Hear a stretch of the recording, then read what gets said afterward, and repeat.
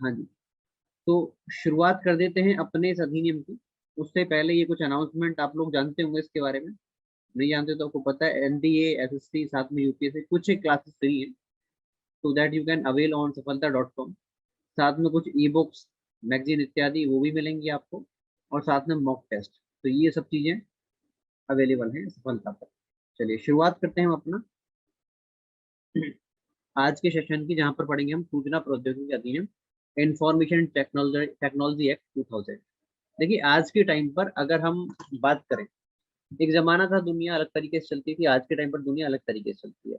जैसे कि कोई भी काम है, जैसे आप पढ़ रहे हैं अब, एक टाइम था जब पहले आपको बैग लेके जाना है कहाँ पर, दिल्ली आओगे कोचिंग करने के लिए, यूपी में तो इलाहाबाद जाना पड़ेगा, लखनऊ जाना पड़ेगा, ग्राम में बैठ करके आप नहीं पढ़ सकते। समय बदला, समय बदलने के साथ टेक्नोलॉजी आई, तकनीक आई। लेकिन पता है क्या होता है, जैसे ही तकनीक आती है, तकनीक के साथ समस्याएं जुड़ना शुरू हो जाती है। जैसे आपने देखा होगा, कभी सुना भी होगा कि कोई दादाजी बैठे हुए हैं, दुखी है, परेशान है, क्यों? बोले लक्ष्मी नहीं है। लक्ष्मी मतलब उनकी पत्नी लक्ष्मी की बात नहीं हो रही, लक्ष्मी मतलब पैसे की बात हो रही है। ठीक है, टॉकिंग अबाउट मनी। पैसा नहीं है उनके पास। अब वो चिंतित हैं, तो तभी एक फोन आ गया। बोले जी रामलाल जी कैसे हो? बोले दुखी हूँ। बोले कोई बात नहीं, हम आपको सुखी कर देते हैं। कैसे सुखी करोगे? तो उनको बताया कि देखो ऐसा है, आपकी लॉटरी लग गई है। कितनी? बोले आपकी लॉटरी लगी $1 मिलियन की। अब उनको मिलियन नहीं पता, उनको तो डॉलर भी नहीं पता। बताया कितना? बोले ये ऐसा है, करोड़ों की बात कर लो आप। ठीक है। अब जिसके पास पैसा ना हो, करोड़ की बात सुन ले, तो फिर तो वो नीचे से चार पैसे कूद जाएगा। तो बेड पर बैठे हुए तो छलांग लगा दी, बोले वाह हमारी तो लॉटरी लग गई। अब ये पैसा मिलेगा कैसे? तो उनसे किसी ने बताया कि अगर पैसा आपको चाहिए तो आपको अपनी जो बैंक की डिटेल्स हैं वो साझा करनी पड़ेंगी। अब उनके अकाउंट में 2-3 हज़ार रुपये पड़े हुए थे बेचारे। उन्होंने अकाउंट की डिटेल साझा कर दी, और मोबाइल लेकर के बैठे हुए हैं कि अब लॉटरी का पैसा आएगा और हम खुश हो जाएंगे। तो मैसेज आता है, मैसेज में लगता है उनको कि लॉटरी का पैसा आ गया। लेकिन हुआ क्या, जो 1000-1500 रुपये पड़े थे वो भी निकल गए। तो उन्होंने खुश कर दिया उनको अच्छे तरीके से। बात समझ रहे हैं आप?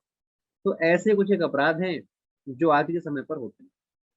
अब ये अपराध एक ऐसी कैटेगरी में आ जाते हैं, देखो पहले ना तो कंप्यूटर था, ना टेक्नोलॉजी थी, और ना इस प्रकार के अपराध हुआ करते थे, तो कोई समस्या ही नहीं थी। लेकिन जैसे ही चीजें नई आती है, तो वहां पर समस्याएं जुड़ना शुरू हो जाती है। जैसे कि एक नई समस्या आई, तो इसको हैंडल करने के लिए बाकी बच्चों को आवाज दिक्कत तो नहीं आ रही किसी को? वंदना आपको वॉइस में दिक्कत है, आप बाकी बच्चे बताओ, प्रॉपर आवाज आ रही है? अब है? Am I Audible?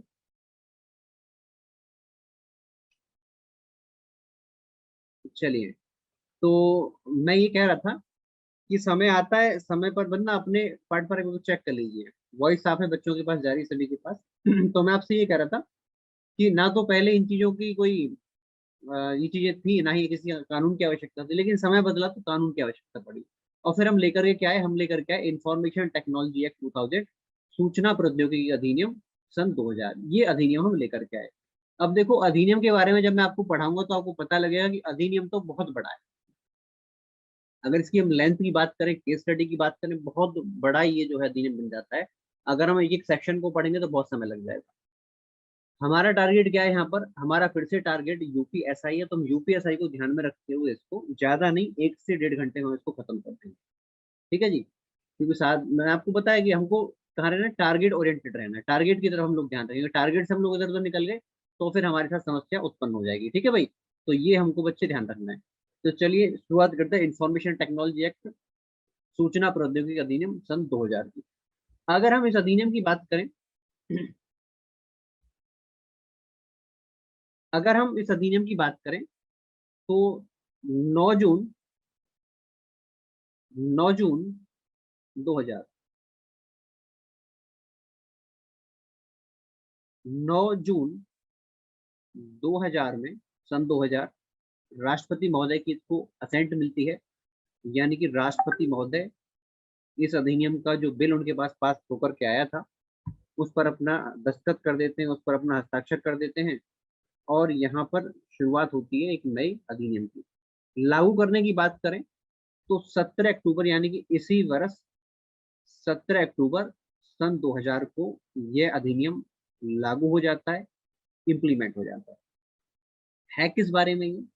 ये अधिनियम है अपराधों से संबंधित। किससे? ऑफेंस यानी कि क्राइम से, अपराध से संबंधित। और कैसा अपराध? यहाँ पर बात कर रहे हैं हम साइबर, यानी कि हम बात कर रहे हैं कंप्यूटर रिलेटेड। अगर हम एज ए लेमन कहें तो जो कंप्यूटर रिलेटेड अपराध हैं या संचार संबंधित जो अपराध हैं उनकी व्याख्या करता है, उनको डिस्क्राइब करता है कौन सा? Information technology act. बात समझ में आती है तुम्हें? एज ए लेमन मैंने समझाया, इससे ज्यादा आपको समझने की आवश्यकता नहीं है।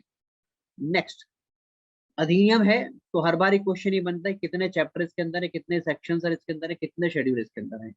अगर हम यहाँ पर अध्याय की बात करें, चैप्टर्स की बात करें, तो यहाँ पर इस अधिनियम के अंदर 13 अध्याय हैं, 13 चैप्टर्स हैं। कितने अध्याय हैं? 13 अध्याय इस अधिनियम के अंदर मौजूद है। साथ में अगर सेक्शंस की बात करेंगे तो काफी लंबी लिस्ट आ जाती है भाई। 94, 94 धाराएं यहाँ पर मौजूद हैं। 94 सेक्शंस इस अधिनियम के अंदर मौजूद हैं। और इनके साथ साथ 4 शेड्यूल भी हैं, 4 अनुसूचियां भी हैं, 4 अनुसूचियां भी यहाँ पर मौजूद हैं। अभी अनुसूची क्या होती है? आपने भारत का संविधान पढ़ा होगा, नहीं पढ़ा है तो पढ़ लेंगे आप। वहां पर आपने सुना होगा कि 12 शेड्यूल है, 12 अनुसूचियां हैं। अनुसूची का मतलब क्या होता है? एज इलेवन समझो।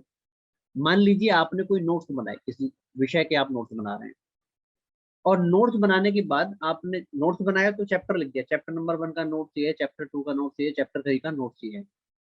बाद में आपको लगा ये कुछ एक ऐसी इंफॉर्मेशन है जो चैप्टर 1 से है, चैप्टर 2 से है, साथ में कुछ एक्सटर्नल इंफॉर्मेशन भी है, आप इसको लिस्ट की तरह रखना चाहते हैं, लिस्ट के फॉर्म में रखना चाहते हैं। तो आपने क्या किया? अपनी उसकी लिस्ट बनाई, और लिस्ट बनाकर एक किताब के पीछे लगा दी, नोट्स के पीछे लगा दी, और उसको नाम दे दिया लिस्ट नंबर 1। ऐसे आपने दूसरी लिस्ट बनाई। दूसरी लिस्ट में आपने क्या लिखा कि हमारी कौन कौन सी फैकल्टीज हैं, क्या पढ़ाते हैं, उसको लिख लिया। लिस्ट नंबर 3 में आपने क्या लिखा? आपने लिखा यार किस विषय से कितना कितने क्वेश्चन आते हैं, कितना उसका वेटेज है, ये आपने लिख लिया। इस प्रकार से आपने लिस्ट बना ली। अब लिस्ट को क्या कहते हैं हिंदी में? सूची कहते हैं, है ना?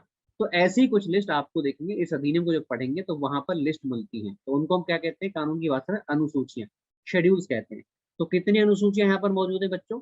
यहाँ पर 4 अनुसूचियां, 4 शेड्यूल यहाँ पर मौजूद है। बात समझ में आती है? इतना बहुत छोटी सी इन्फॉर्मेशन एक बार रिकॉल कर लेते हैं, फिर आगे बढ़ेंगे, क्योंकि फिर बाद में यहाँ पर आने का हमको मौका नहीं मिलेगा।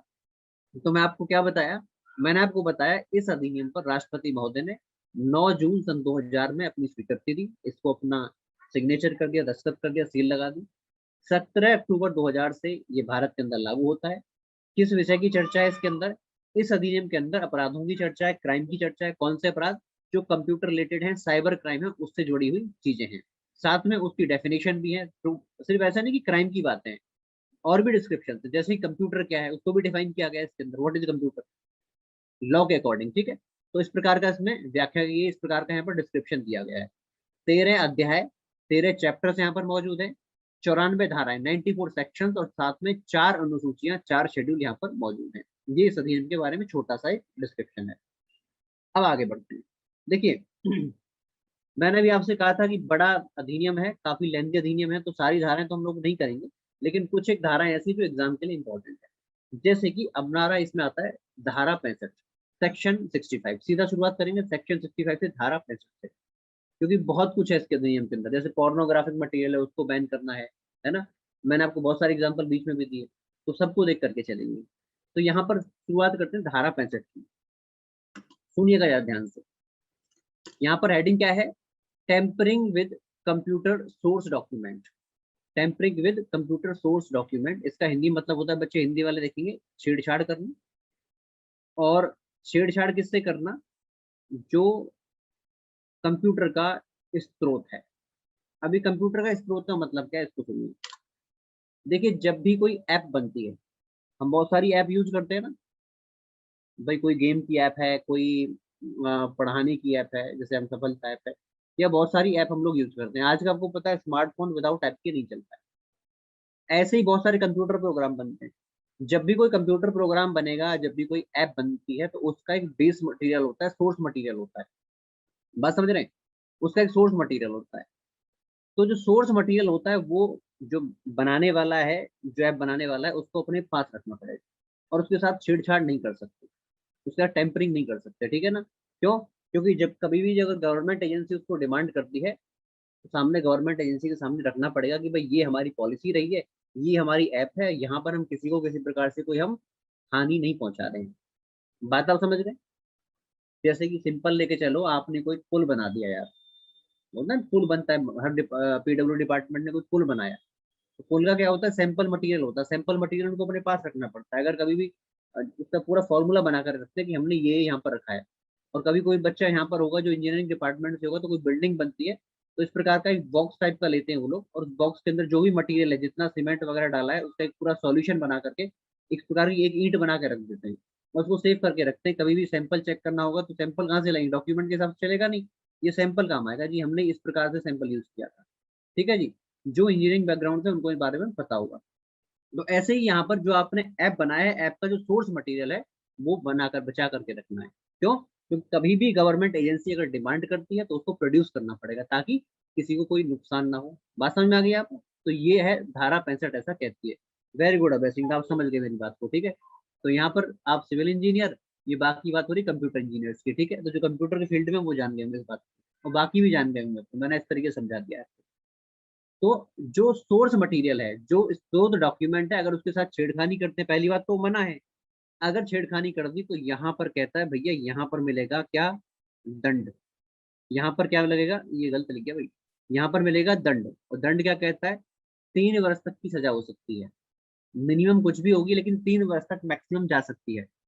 अगर सजा नहीं देनी है, केस को देखते हुए कितना नुकसान हुआ है, यहाँ पर 2 लाख तक का पनिशमेंट है, 2 लाख रुपीज तक का यहाँ पर फाइन लग जाएगा। और साथ में ये दोनों भी हो सकता है, ये दोनों भी हो सकता है। ठीक है जी, केस बाय केस बेस पर चलता है। ये है हमारा धारा 65, धारा सेक्शन 65। इसके बाद आपने सुना हो कंप्यूटर हैकिंग। जैसे आप अपनी मोबाइल अभी यूज कर रहे हैं, मैंने क्या किया कि एक छोटा सा वायरस बनाया, मतलब मैं ऐसा करता नहीं हूँ, समझ रहे हैं मेरी बात, I am just explaining you. मैं नहीं, मतलब किसी और ने आपके पास से कोई लिंक भेज दिया, आपने क्या किया, उसको क्लिक कर दिया। अब हम लोग तो, जो लोग जानते नहीं है उनके लिए तो बड़ी बात हो सकती है, लेकिन जो कंप्यूटर के उस्ताद होते हैं उनके लिए क्या, एक छोटा सा लिंक बड़ा काम का होता है। जैसे कि, हाँ, तो यहाँ पर क्या किया कि वो लिंक आया, आपने उसको क्लिक कर दिया। वो क्लिक करने के बाद क्या किया, जो आपने अपना सारा डेटा है, वो सारा डेटा आपका वहां से चला गया। दैट इज नो, उसको आप कह सकते हैं हैकिंग। हाँ विक्रांत, हिंदी में देखो, इससे ज्यादा हिंदी में कुछ नहीं लिखा मैंने। ये देखो यहाँ पर आप करो हिंदी में लिखो, देखो बच्चे, धारा 65, ठीक है, हिंदी में लिख गई। ये जो पूरी कहानी लिखी है ये भी मैंने हिंदी में लिख दी। छेड़छाड़ की जिसके साथ, स्त्रोत के साथ, सजा मैंने हिंदी में लिख दी। ठीक है भाई, चिंता मत किया करो हिंदी इंग्लिश वाले, मैं सबको साथ लेके चलता हूँ। अब यहाँ पर धारा 66 और हैकिंग की बात हो रही है।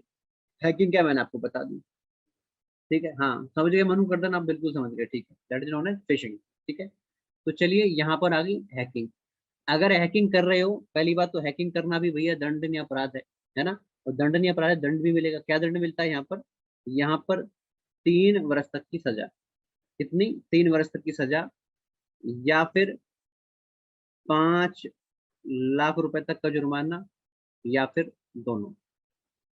जैसा भी होगा उसके अकॉर्डिंग, केस के अकॉर्डिंग डिसाइड हो जाएगा। ये है धारा 66, सेक्शन 66।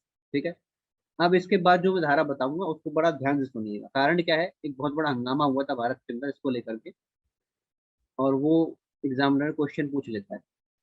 धारा 66 ए, सेक्शन 66 ए। ठीक है, धारा, ललित कह रहे हैं सर धारा 66 है, बिल्कुल सही ललित। सेक्शन 66 ए।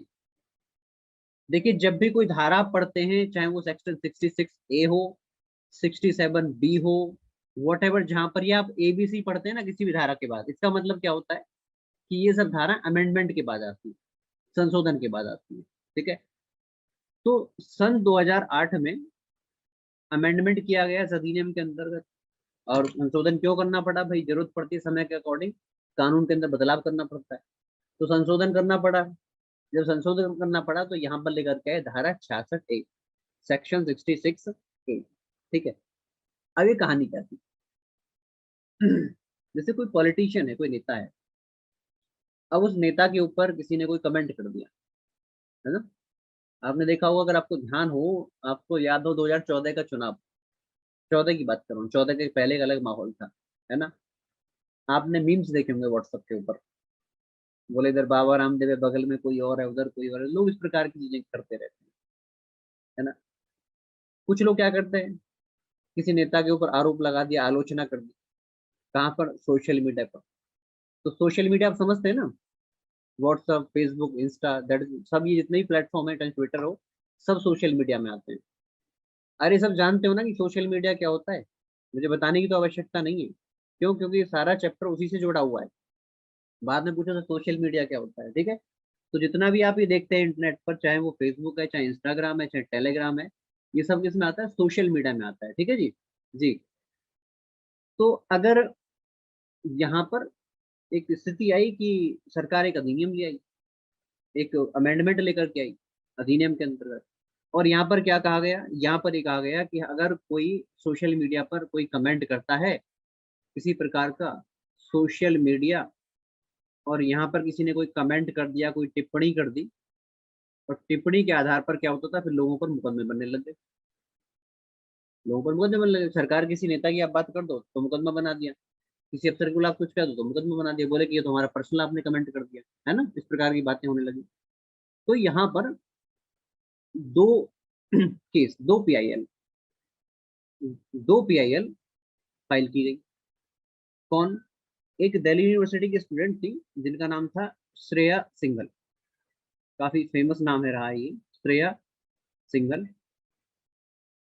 और दूसरा एक और था, mouth shut dot com, mouth shut dot com. इन्होंने एक पीआईएल, एक जनहित याचिका दाखिल की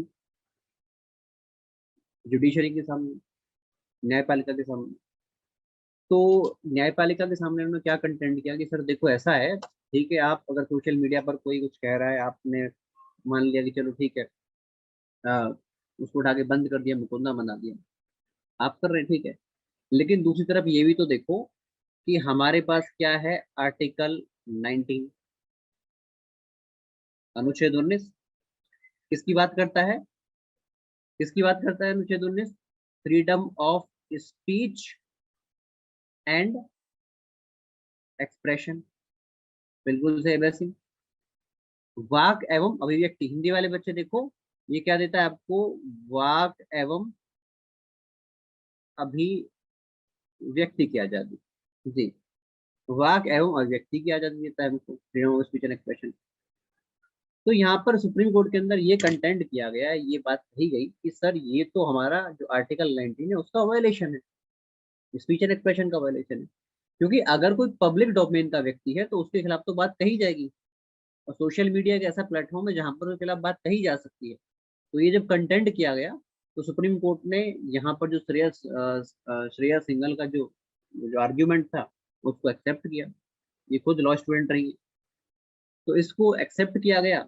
और एक्सेप्ट करते हुए ये जो धारा बनाई गई, धारा 66A, इसको डिक्लेयर कर दिया गया नल एंड वाइड, ठीक है, नल एंड वाइड, इसको रद्द कर दिया गया, बोले ये रद्द है, इसका कोई मतलब नहीं, ठीक है जी। तो ये धारा 66 वहां पर रद्द कर दी गई थी। ये डेट थोड़ा इंपॉर्टेंट हो जाती है, तो पूछ ले तो वैसे ऐसा होता नहीं है। 24 मार्च 2015 को सुप्रीम कोर्ट के द्वारा ये निर्णय दिया गया था। ललित, 2015 में, बिल्कुल सही, 24 मार्च 2015 को ये निर्णय दिया गया था। तो ये धारा 66A हो जाती है। हालांकि देखो, आज के टाइम पर, आज के परिवेश को देखते हुए धारा 66A से क्वेश्चन नहीं आएगा, बट एग्जामिनर का पता नहीं है, पूछ ले, क्योंकि काफी लॉन्ग टाइम पहले, आज से 4-5 साल पहले ये चीजें जा चुकी हैं। और अब तो एक नया कोड और आ गया जो मैं आपको पढ़ाऊंगा आज की क्लास में, ठीक है। बट फिर भी आपको ये ध्यान रखना है कि धारा 66 है, स्पेशली ये जो श्रेया सिंगल केस है, श्रेया सिंगल केस धारा 66A से जुड़ा हुआ है, ठीक है। यहाँ पर क्या कंटेंट किया गया था वो सारी बातें मैंने आपको बता दी, दोबारा सुन लीजिए। श्रेया सिंगल केस में सुप्रीम कोर्ट क्या कहता है, सुप्रीम कोर्ट कहता है देखो, धारा 66A जो है, वो आर्टिकल 19 के अंदर जो हमको अधिकार मिला है, मौलिक अधिकार, वाक एवं अभिव्यक्ति की आजादी, स्पीच एंड एक्सप्रेशन, उसका वायलेशन है, इसलिए इसको रद्द करार दिया जाता है। लेकिन इसका कहीं ये मतलब नहीं है कि हम जब किसी राजनेता की या किसी पब्लिक डोमेन के व्यक्ति की कोई आलोचना अगर करते हैं तो इसका कहीं ये मतलब नहीं होता कि हम अपनी सीमाओं को लांघ जाएं। ये आपने पॉलिटी के अंदर भी पढ़ा होगा। ठीक है, आलोचना करना एक अलग बात है, लेकिन भाषा की मर्यादा को बनाए रखना ये भी एक अलग बात है। ठीक है, तो दोनों जरूरी है लोकतंत्र के अंदर। आलोचना भी जरूरी है क्योंकि वो हमारा अधिकार है, लेकिन भाषा की मर्यादा भी जरूरी है। कारण क्या है कि भाई दूसरा जो व्यक्ति है उसकी भी एक लाइफ है। ठीक है, जैसे आपकी एक लाइफ है उसकी भी एक लाइफ। बात समझ में आती है? ये वो हमारा धारा 66 सेक्शन 66A हो जाता है। अब सुनिए, छोटी छोटी धारा है, बहुत छोटी छोटी। चलिए, कुछ और धाराएं हैं छोटी छोटी, उनको देखते हैं। मनु करदम आएंगे उस पर भी, चिंता मत करो। तो यहाँ पर जो मैं आपसे कह रहा था, धारा 66 है। उसके बाद धारा 66B, सेक्शन 66B। धारा 66B कहता है, सेक्शन 66B कहता है कि भाई देखो ऐसा है कि अगर आपने देखा होगा कई बार किसी व्यक्ति ने कोई मोबाइल चोरी कर लिया, है ना। हाँ अंकुश पाठक, यही तो मैंने आपको बताया कि there is a difference between vulgarity और स्पीच। स्पीच तो आपकी हो सकती है ना, आप अपने आप को एक्सप्रेस कर सकते हैं, भाषा आप बना करके मर्यादा बना करके रखेंगे तो आप आलोचना कर सकते हैं।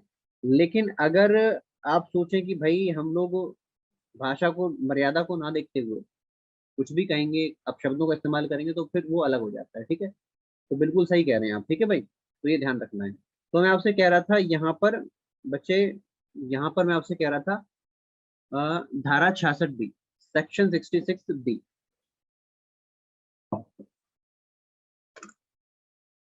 आपने कई बार देखा होगा कि किसी का मोबाइल चोरी हो गया, है ना। वैसे तो मोबाइल मिलता नहीं गलती से भी, एक बार चोरी हो जाए वैसे कितने भी उसके अंदर सेफ्टी फीचर्स हों, वो मिलता नहीं है। ये खास बात होती है। अब ये कुछ लोग पुलिस पर भी आरोप लगाते हैं, बोले आप जो है ना काम ईमानदारी से नहीं करते, वट एवर जो भी चीजें होती हैं यहाँ पर, तो वो अलग चीजें हो जाती हैं। ठीक है, चलिए। तो यहाँ पर मैं आपसे कह रहा था कि अगर मान लीजिए किसी का मोबाइल चोरी हो गया, किसी का कोई संचार का माध्यम,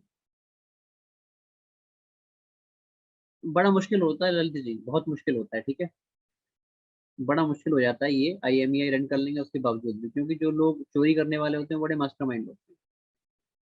ठीक है जी, चलिए। तो यहाँ पर मैं आपसे कह रहा था कि मान लीजिए मोबाइल चोरी हो गया या किसी ने चुरा लिया, अब उसका क्या करना है, इस्तेमाल करना शुरू कर देते हैं। जैसे इन्होंने कहा IMEI नंबर, अगर ये ट्रैक होता है तो मैं आपको बता दूं कि चोरी का कोई भी इक्विपमेंट है, अगर कोई इक्विपमेंट चोरी का है, चोरी का कोई डिवाइस है, इक्विपमेंट चोरी का डिवाइस है, अगर आप उसे यूज कर रहे हैं, प्राप्त किया है आपने किसी प्रकार से, इन शॉर्ट में आपको लिख दूं, चोरी का डिवाइस आपने कहीं से प्राप्त कर लिया। यहाँ डिवाइस का मतलब क्या है, कम्युनिकेशन डिवाइस भाई, कम्युनिकेशन डिवाइस, कम्युनिकेशन डिवाइस। तो कम्युनिकेशन डिवाइस अगर यहाँ पर प्राप्त किया है आपने, किसका, चोरी वाला, आप उसका इस्तेमाल कर रहे हैं वॉट एवर जिस तरीके से, तो ये भी एक दंडनीय अपराध है। और यहाँ पर दंड विधान क्या कहता है, 3 वर्ष की सजा मिल सकती है, साथ में जुर्माना भी हो सकता है, या फिर दोनों, बोथ, जैसा भी केस होगा उसके अकॉर्डिंग यहाँ पर कार्रवाई की जा सकती है।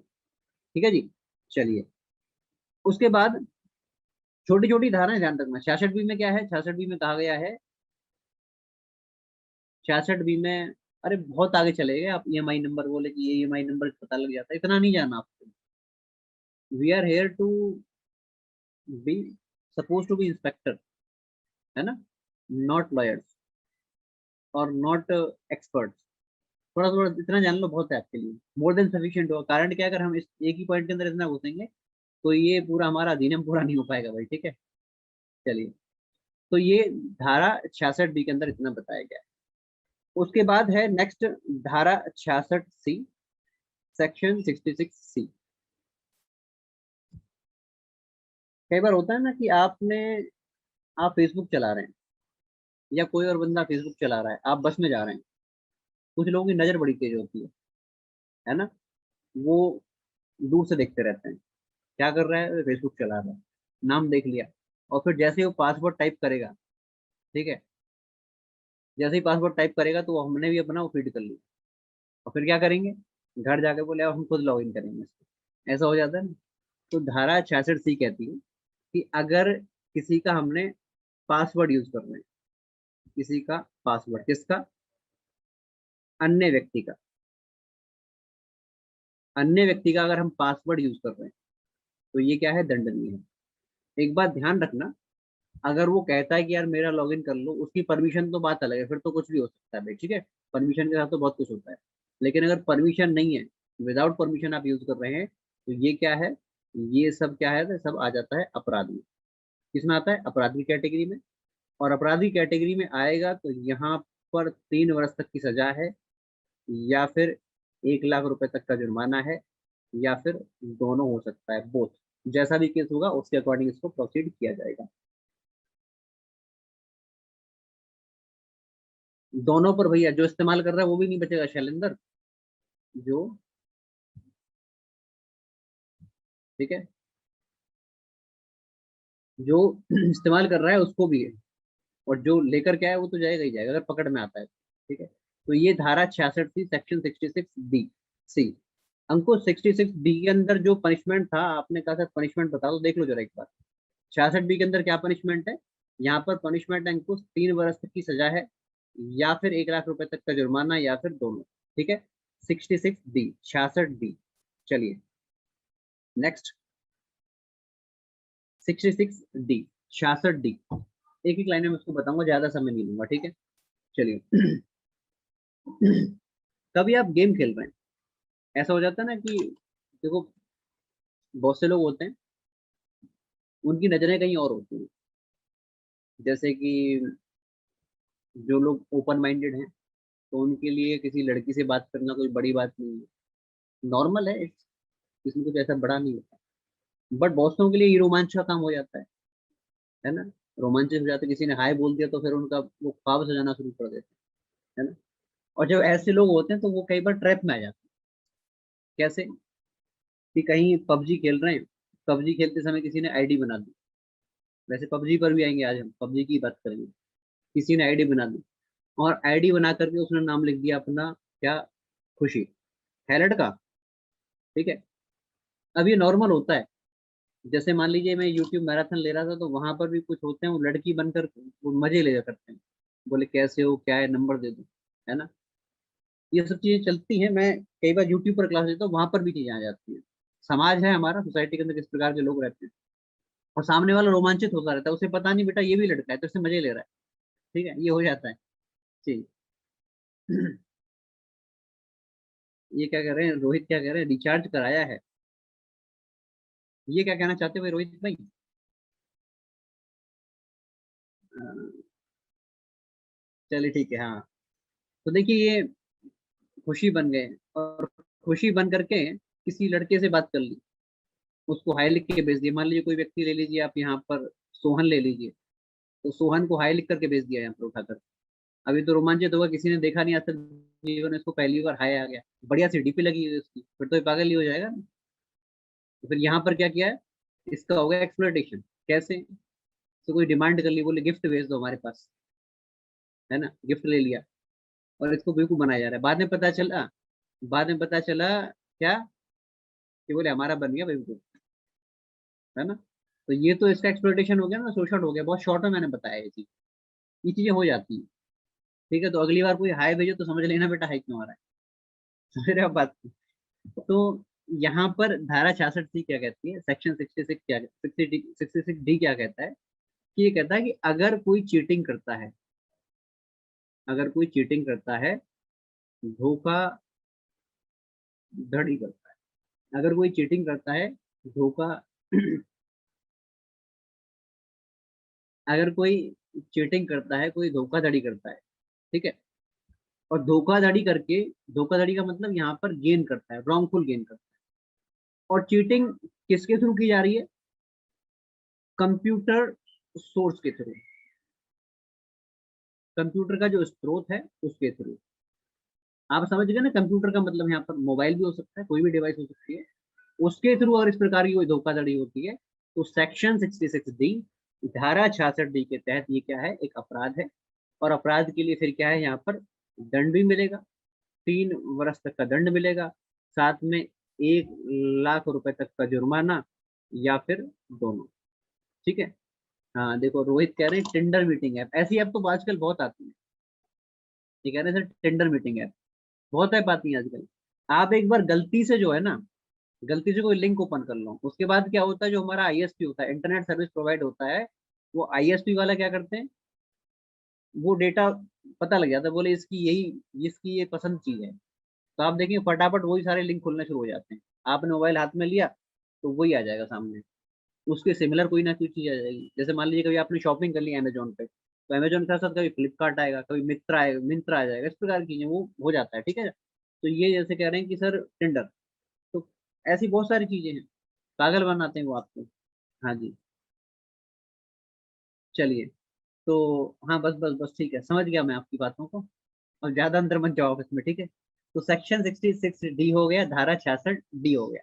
चलिए, नेक्स्ट आ जाता है धारा 66E, सेक्शन 66E। ये कहता है, आपने सुना होगा कई बार, अखबारों में पढ़ा होगा, कि कोई शोरूम है, कोई शोरूम है, और शोरूम के अंदर क्या किया, किसी ने, चेंजिंग रूम है वहां पर कैमरा लगा दिया, या किसी का कोई प्राइवेट इमेज ले लिया, प्राइवेट इमेज या प्राइवेट वीडियो। ठीक है जी। निजी तस्वीर, तस्वीर का मतलब यहाँ पर वीडियो भी आ जाता है। ठीक है भाई, निजी तस्वीर ले लिया। अब निजी तस्वीर, हाँ हिडन कैमरा, वैसे हिडन कैमरा। ठीक है। आपका जो कैमरा है वो तो हिडन नहीं है, वो तो ओपन है ना। चलिए, तो यहाँ पर किसी का प्राइवेट इमेज ले लिया, समाज के अंदर ये घटनाएं होती हैं बहुत, आप सुनने में आती है। अब ये लगा, पहले तो यही अपराध है, और लगाने के बाद किया कि इसको क्या किया, लीक कर दिया, इसको लीक कर दिया। समाज इसके अंदर बहुत बड़ी घटनाएं होती हैं। अभी कुछ दिन पहले, 2-3 दिन पहले मैं एक न्यूज पढ़ रहा था, वहां पर एक पति की अपनी पत्नी से लड़ाई हो गई। ठीक है। तो उन्होंने क्या किया कि अपनी पत्नी का जो प्राइवेट इमेज होती है अपना, ठीक है, भाई पति पत्नी है तो बहुत सारे मोमेंट होते हैं, तो उसको शेयर कर दिया और उसको बता दिया दिस इज प्रॉफिट। तो ये बहुत सारी घटनाएं लोग करते हैं। तो यहाँ पर मैं क्या कह रहा हूँ, कि सेक्शन 66E, धारा 66 क्या कहती है, अगर किसी का कोई प्राइवेट इमेज आप लीक करते हैं, यानी कि वायरल कर देते हैं, ठीक है ना, सोशल मीडिया प्लेटफॉर्म पर अगर आगे भेजते हैं, तो ये क्या है, ये भी दंडनीय अपराध है, ये नहीं किया जा सकता। किसके तहत, इंफॉर्मेशन टेक्नोलॉजी एक्ट 2000 के तहत। और यहाँ पर जो दंड विधान है, वो दंड विधान कहता है 3 वर्ष तक की सजा हो सकती है, या फिर 2 लाख रुपए का जुर्माना, या फिर दोनों। ठीक है, दोनों इसमें हो सकते हैं। तो ये धारा 66E हो जाता है। अब देखो यहाँ पर 7-8 धाराएं हो जाएंगी, ज्यादा तो मैं नहीं पढ़ाऊंगा, 7-8-10 धाराएं हो जाएंगी। और 8-10 धाराओं में कौन सा अपराध किस कैटेगरी में दिया हुआ है, किस अपराध के लिए क्या सजा है, याद रखना बड़ा मुश्किल होगा। तो आप क्या करना, एक शीट ले लेना, और शीट लेकर के वहां पर एक तरफ लिख देना धारा, जैसे यहाँ पर धारा 66E लिख दिया, यहाँ पर उसका अपराध, और अपराध के बगल में सजा। तो एक ही शीट के ऊपर ये पूरा जो एक्ट आपका कवर हो जाएगा। इस प्रकार से आप इसको तैयार कर लें, थोड़ा सा आपको मेहनत करनी पड़ेगी। ठीक है भाई, बात समझ में आती है। तो ये सेक्शन 66E, किसी की अगर कोई प्राइवेट तस्वीर, तस्वीर का मतलब वीडियो या कोई भी डेटा रिलीज करता है, लीक कर देता है, तो ये दंडनीय अपराध है, और इसके लिए सजा का प्रावधान है धारा 66E के तहत। उसके बाद नेक्स्ट कुछ खबरें आपने और सुनी होंगी, जैसे कि पाकिस्तान के अंदर कोई मीटिंग चल रही थी मीडिया के अंदर, there was discussion on media, या फिर कोई ऑफिशियल मीटिंग था, can not remember this, something like that. और वहां पर किसी हिंदूवादी ग्रुप ने या उनके किसी व्यक्ति ने भड़काने के लिए वो जय श्री राम बीच में डाल दिया। दे वर डिस्कसिंग समथिंग और बीच में कोई बोल रहा है जय Shri Ram, something like that, ऐसा कर देते हैं। ऐसा उनके साथ नहीं तो हमारे साथ भी हो जाता है कई बार। मीडिया, इंडियन आर्मी है, इंडियन आर्मी की वेबसाइट को क्या किया, हैक कर लिया, और उसके ऊपर कुछ लिख दिया, ऐसा जो देश के विरोध में आ जाता है, जो राष्ट्र विरोधी है, तो लोग ऐसा कर देते हैं। इस प्रकार की जो घटनाएं होती हैं बच्चों, उसको क्या कहते हैं, उसको आप कहते हैं साइबर टेररिज्म। अगर ऐसी कोई घटना है तो उसको हम क्या कहते हैं, साइबर आतंकवाद। जैसे मैंने आपको बता दिया शुद्ध हिंदी में, आर्मी की वेबसाइट को हैक कर लिया, है ना, अरे हिंदी में कुछ अलग ही लिख गया है तो। इंडियन आर्मी है, उसकी वेबसाइट को हैक कर लिया, पीएमओ की वेबसाइट को हैक कर लिया, वो पता नहीं क्या लिख दिया उसके ऊपर, है ना। तो ये सब किस में आ जाएगा, साइबर टेररिज्म में, साइबर आतंकवाद में आ जाएगा, यानी कि एंटी नेशनल एक्टिविटीज को कंडक्ट करना इसके थ्रू, साइबर एक्टिविटी के थ्रू। तो ये सब किस में आएगा, साइबर टेररिज्म। तो साइबर टेररिज्म कहाँ पर है, कहाँ पर बताया गया, सेक्शन 66F के अंतर्गत। अगर आप कहोगे सर कौन सा अपराध जो है, कौन सा साइबर एक्ट साइबर टेररिज्म में आएगा, तो उसके लिए सीधी सी बात है, अगर ऐसा कोई एक्ट जैसे मैंने अभी बताया, यहाँ पर देश की यूनिटी, एकता को खतरा हो, देश की इंटेग्रिटी, अखंडता को खतरा हो, इसके साथ साथ राष्ट्र की सिक्योरिटी को खतरा हो, देश की सुरक्षा को खतरा हो। जैसे मान लीजिए कोई ऑफिशियल वेबसाइट है और वहां पर ऐसा डेटा है जो पब्लिक डोमेन में नहीं दिया गया है, बात समझ में आ रही है ना। तो वहां से उसको हैक कर लिया और हैक करने के बाद उसका मिसयूज किया, तो सब किसमें आएगा, साइबर टेररिज्म में आ जाएगा, ये साइबर आतंकवाद में है। जी। हाँ, रोहित कह रहे हैं आई लव यू वायरस, क्यों भाई इतना प्यार क्यों है आपको वायरस से। चलिए, तो ये साइबर टेररिज्म की कैटेगरी में आ जाएगा, और ये साइबर टेररिज्म ऑब्वियस सी बात है अपराध है, और अपराध है तो दंड यहाँ पर मिलेगा। और यहाँ पर अपराध क्या है, दंड क्या है, बोले यहाँ पर फाइन वाइन से काम नहीं चलेगा, उठा करके उम्र कैद तक की सजा है यहाँ पर, उम्र कैद तक की सजा का प्रावधान है, क्योंकि नेशनल सिक्योरिटी की बात आ गई, ठीक है ना। तो ये हमको ध्यान रखना है, साइबर टेररिज्म, सेक्शन 66F। किसी कोई तकलीफ, क्योंकि ऐसा मैंने कुछ बताया नहीं जहाँ पर तकलीफ है, बड़े सिंपल सिंपल तरीके से बताते जा रहा हूँ, लग ही नहीं रहा होगा कि कोई हम एक्ट पढ़ रहे हैं, मौज मस्ती भी लग रही होगी, है ना। चलिए नेक्स्ट, दो चार धाराएं और है, उसके बाद फिर हम एक जनरल डिस्कशन लेंगे, मजा आएगा आपको।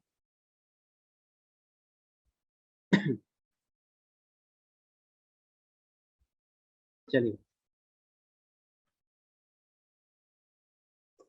तो नेक्स्ट हम आते हैं धारा 67 पर, सेक्शन 67 पर। देखिए, धारा 67, सेक्शन 67, आपने देखा होगा, पोर्नोग्राफी तो हम सभी जानते हैं ना, बहुत सा मटेरियल ऐसा है, बहुत सा क्या, सर्वे कहता, मैं कहीं पढ़ रहा था, किसी वेबसाइट पर ही पढ़ रहा था, तो वो मुझे देखा मैंने, पढ़ने का पता लगा कि इंटरनेट पर जो मटेरियल है उसमें से 30%, अरे ये क्या कह रहे हैं, मनु कदम कह रहे हैं कि सर श्वेता की जो ऑडियो लीक करी थी उसको सजा मिलेगी क्या। श्वेता वाला आपने सुना होगा ना वो। ठीक है जी, अगर वो इसको मामले को आगे लेकर के जाए तो बिल्कुल सजा मिलेगी, ठीक है। वैसे वो ऑलरेडी सोशल डोमेन में थी, मैं आपको बता दूं, कोई प्राइवेट वीडियो नहीं था, कोई प्राइवेट ऑडियो भी नहीं था, है ना। तो वहां पर क्या कह सकते हैं। चलिए, तो धारा 66 सेक्शन 67, धारा 67 मैंने आपको बताया कि देखिए, अगर आप इंटरनेट की बात करें, तो मैं कहीं पढ़ रहा था, वहां पर ये लिखा था कि 30% जो डेटा है इंटरनेट पर, जो सामग्री है, वो पोर्नोग्राफिक है, ठीक है। अब देखो, बहुत सारे बच्चे क्वेश्चन कर लेते हैं, वैसे मेरे को यहाँ पर डिस्कस नहीं करना चाहिए, बट फिर भी आ गया तो बता देता हूँ। आजकल हमारे समाज के अंदर एक तो सेक्स, इसको टैबू बना दिया है, बोले टैबू है, इसको तो बात ही नहीं करनी, डिस्कशन नहीं करनी, दिया जाता है। उसके बाद बहुत सारी चीजें हैं, है ना। देखिए, जीवन के अंदर कोई भी चीज गलत नहीं होती, गलत क्या होता है, उसकी टाइमिंग, टाइम गलत होता है, ठीक है। तो ये हमको समझना चाहिए, कहने का मतलब मैं यहाँ पर ये बात करूंगा ना, बहुत से बच्चे होते हैं जो इन पर, चाहे वो यूपीएसआई की तैयारी कर रहे हैं, चाहे वो यूपीएससी की तैयारी कर रहे हैं, they don't want to discuss it, बोले ये तो टैबू है, इसके बारे में तो बात ही नहीं करेंगे, ऐसा नहीं होता। कल को जब आप डिपार्टमेंट के अंदर जाएंगे तो वहां पर बहुत सारी चीजें आपके सामने आएंगी, और वहां पर जब आपके सामने आएंगे तो आपको बात भी करना पड़ेगा, लोगों को समझाना ही पड़ेगा, वहां पर ये नहीं यार सेक्स की बात होगी तो समझा, बोले तो मन में लड्डू सा फूट गया, ये सब नहीं करना आपको। और इतना भी नहीं घबराना, बोले भाग गए, अरे यार मैं तो बात ही नहीं करूंगा या नहीं करूंगा, समझ रहे मेरी बात को। तो मैं आपसे ये कह रहा था कि देखो, धारा 67 ये कहती है कि अगर कोई व्यक्ति ऐसी इंफॉर्मेशन को पब्लिश कर रहा है, प्रकाशित कर रहा है, जो ऑब्सीन है, जो अश्लील है। ठीक है, अगर अश्लील इंफॉर्मेशन को प्रकाशित कर रहा है, ठीक है भाई, अश्लील इंफॉर्मेशन को प्रकाशित कर रहा है, तो वो क्या है और किस फॉर्म में? यहाँ पर याद रखना इलेक्ट्रॉनिक फॉर्म, क्योंकि हम क्या पढ़ रहे हैं, हम यहाँ पर साइबर लॉ पढ़ रहे हैं, इलेक्ट्रॉनिक फॉर्म की बात कर रहे हैं। तो इलेक्ट्रॉनिक फॉर्म में अगर कोई व्यक्ति पब्लिश कर रहा है क्या, ऑब्स्सीन मटेरियल, अश्लील मटेरियल अगर वो पब्लिश करता है, प्रकाशित करता है, तो ये क्या है, दंडनीय अपराध है, पनिशेबल ऑफेंस है। और यहाँ पर दंड क्या है, दंड कहता है कि 5 वर्ष तक की सजा हो सकती है, या 1 लाख तक का जुर्माना हो सकता है, या फिर दोनों हो सकती है। 5 वर्ष तक की सजा या 1 लाख रुपए जुर्माना, या दोनों, जैसा भी केस होगा। कहने का मतलब ये सब करना बिल्कुल मना है।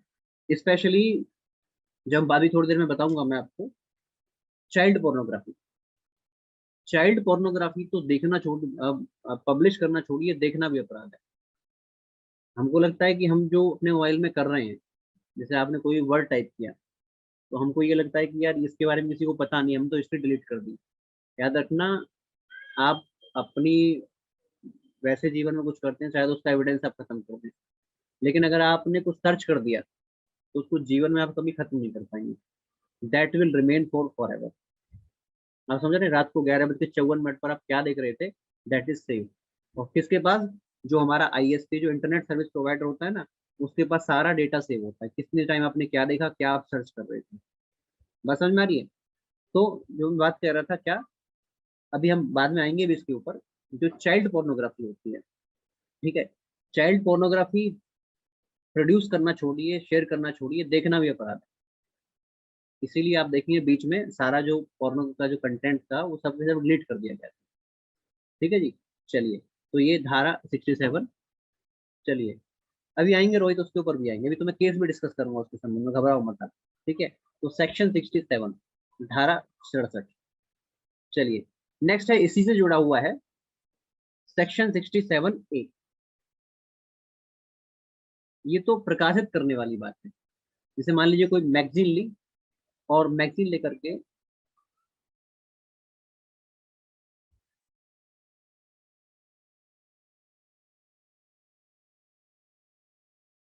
हाँ वो रोहित चलता रहता है, वो समाज है हमारा, we can't say anything and we can't do anything with that, है ना। चलिए, तो वापस आते हैं हमारा धारा 67A पर। देखिए, 67A क्या कहता है? 67 ये कहता है कि देखो, अगर यहाँ पर तो, चलो इतना ही बहुत है, 67 को ही रहने दो, आप खत्म कहानी, इसी के अंदर आप सारा ले लीजिएगा, उतने में आपका काम चल जाएगा, ज्यादा हम इसको डिटेल में लेके नहीं आते। ठीक है, चलिए, 67C, धारा 67C, ये समझ लीजिए। आप कभी साइबर कैफे गए हैं? साइबर कैफे, आजकल तो जरूरत नहीं पड़ती है, हमारे पास लैपटॉप होता है, मोबाइल होता है, बट कभी ना कभी सामान ऐसा स्थिति आई होगी, आप साइबर कैफे जरूर गए होंगे। अब जब आप साइबर कैफे जाते हो, तो वहाँ साइबर कैफे वाला क्या कहता है आपसे? हाँ, ये कह रहे हैं कि 25 रुपए प्रति घंटा, ठीक है। Not talking about the rate, ठीक है। अब मैं कुछ और कह रहा हूँ, तो वेरी गुड। यहाँ पर मैं कह रहा था, साइबर कैफे जब आप जाते हैं, तो वो क्या कहता है आपसे? वो क्या कहता है, भैया अपनी आईडी दे दो आप, गिव योर आईडी। आईडी मांग लेता है, और वो नोट कर लेगा, और साथ में ये भी देख लेगा टाइम भर ले भाई इसका, कौन से सिस्टम पर बैठा है, और अभी रुक जाओ, अभी रुक जाओ, दिनेश यादव रुक जाओ, अभी आ रहे हैं। ये क्वेश्चन कह रहे हैं कि सर, कोई व्यक्ति अगर पिस्टल लेके फोटो खिंचवा ले, तो उस पर कौन सी धारा लगेगी? होता है ऐसा।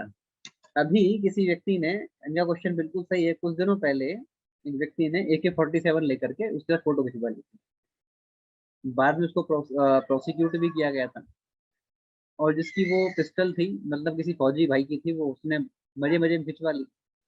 बाद में बड़ी पता नहीं उसमें हुआ क्या, बाद में मैं देख नहीं पाया, ये थोड़ा एक दो दिन अखबार में मैंने पढ़ा था, तो बुक तो कर ही दिया था कम से कम उसको। आएंगे इस पर भी देने से ज्यादा। हाँ जी। तो साइबर कैफे, अभी आएंगे ललित, बिल्कुल आप सही कह रहे हैं, आएंगे इस पर भी। साइबर कैफे, साइबर कैफे आप गए तो वो आपसे आईडी मांगेगा। कभी आप सिम लेने गए, है ना, तो सिम पर भी वो आपसे आईडी मांगेगा, है ना। ये सब जरूरी है। धारा 67 सी कहती है कि अगर कोई भी व्यक्ति आईएसपी से सर्विस लेता है, आईएसपी का मतलब आप लिख लीजिए सभी के सभी, मैं लिखूंगा नहीं, आप लिख लीजिए, इंटरनेट सर्विस प्रोवाइडर। जो आप इंटरनेट यूज करते हैं उसको प्रोवाइड करने वाला कोई भी जो अथॉरिटी, कोई भी कंपनी है, तो उसको आप कहेंगे ISP, internet service provider. Internet service provider से कोई व्यक्ति सर्विस लेता है, सर्विस किसकी लेगा, डेटा की सर्विस लेगा, है ना। अगर सर्विस लेता है तो सर्विस के बल साथ साथ यहाँ पर जो कंपनी है, इस कंपनी को डॉक्यूमेंट अपने पास रखने पड़ेंगे। कोई जो दस्तावेज है, संबंधित दस्तावेज अपने पास रखना पड़ेगा। कहने का मतलब है जो रिकॉर्ड है ना, वो रिकॉर्ड रखना पड़ेगा। हाँ सर, मैंने छोड़ दिया, 67 है, ठीक है। तो धारा 67 सी ये कहती है जो आईएसपी यानी कि इंटरनेट सर्विस प्रोवाइडर है, उसको जो डेटा है, साथ में जो डॉक्यूमेंट है, वो रिकॉर्ड पर रखना पड़ेगा। अगर वो रिकॉर्ड पर नहीं रखता है तो फिर क्या होता है, यहाँ पर मुकदमा बनेगा।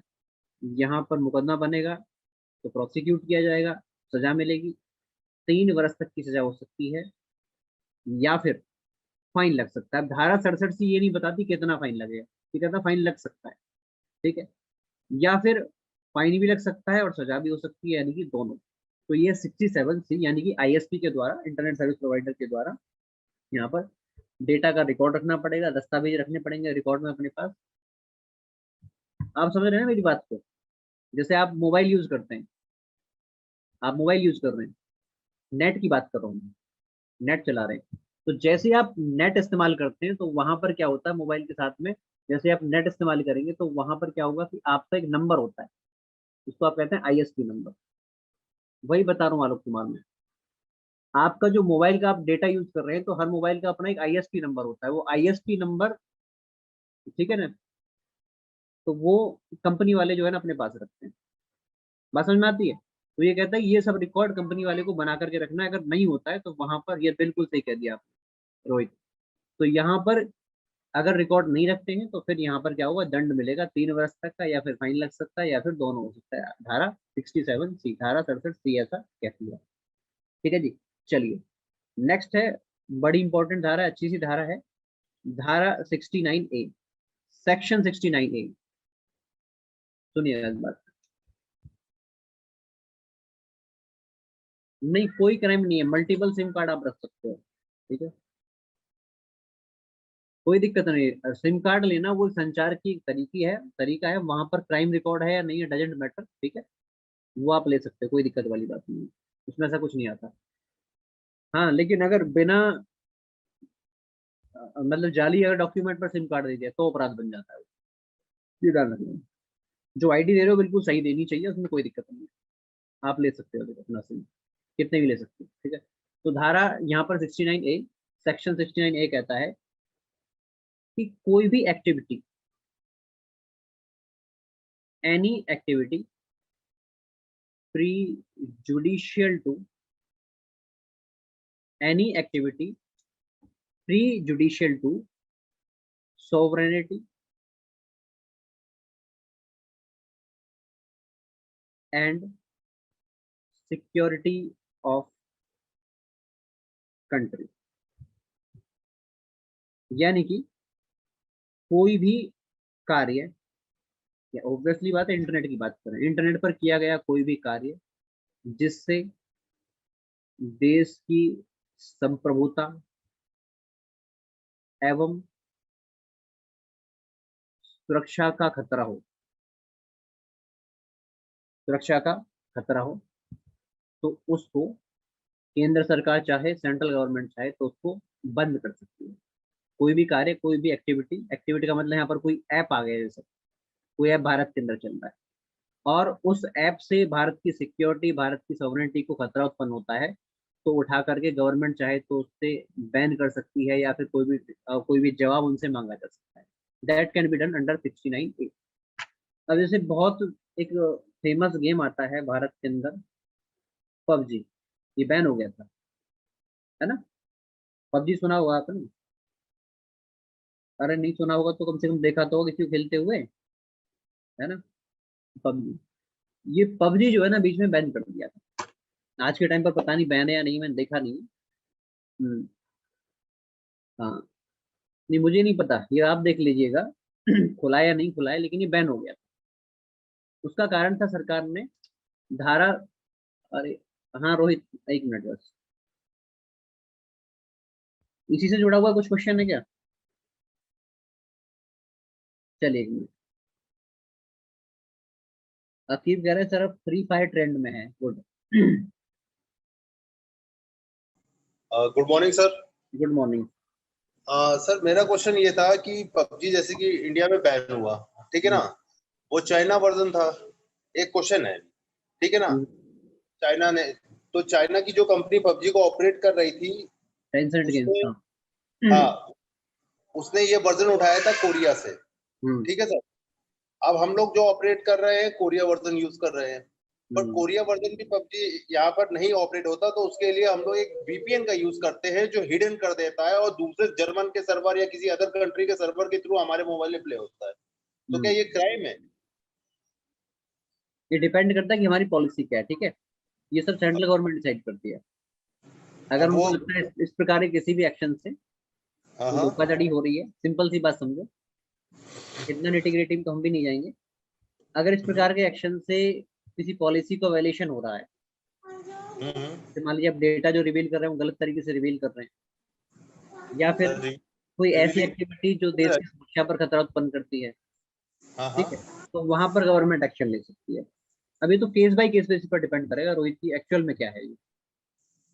नहीं वो तो बात सही है, पर जो सर्च वीपीएन, वीपीएन जो होता है एक ऐसा एप्लीकेशन आता है जो आपके मोबाइल के वीपीएन को हिडन कर देता है। हाँ जी तो बिल्कुल। जो इंडियन पॉलिसीज होती हैं, जो इंडियन कंपनीज होती हैं, वो ये पता नहीं लगा पाती हैं कि किस मोबाइल में ऑपरेट हो रहा है, तो हाइड कर देता है। जी। अच्छा सर, एक एक क्वेश्चन और था कि जो हम लोग डाउनलोडिंग करते हैं, जैसे मूवीज हो गया या कुछ हो गया, पर ये कहते हैं ये भी बैंड है। ये मतलब अगर आप उसका पे करके नहीं यूज डाउनलोडिंग करते हैं तो गलत है, बहुत पर सारी अगर चीजें ऐसी होती हैं रोहित इंटरनेट पर, अभी तो अभी शुरुआत है, देखो भी मैं आऊंगा बाद में इसके ऊपर भी। फॉरेन में ब्लॉक है बिल्कुल, अगर आपने डाउनलोडिंग की तो पुलिस आपके घर के बाहर खड़ी है तुरंत। हाँ, मैं बताता हूँ उसके लिए भी कारण है। इसके लिए कारण, बस यही क्वेश्चन था आपका ना। हाँ हाँ हाँ। ठीक है, देखिए यहाँ पर जहाँ तक आप डाउनलोडिंग की बात करते हैं, तो भारत के अंदर जो भी नेटवर्क है, जो हमारा जो इंफ्रा है, वो इतना स्ट्रांग नहीं है। जहाँ तक डाउनलोडिंग की आप बात करोगे, डाउनलोडिंग कर रहे हैं, बहुत सारी number of websites are there, number of websites are there.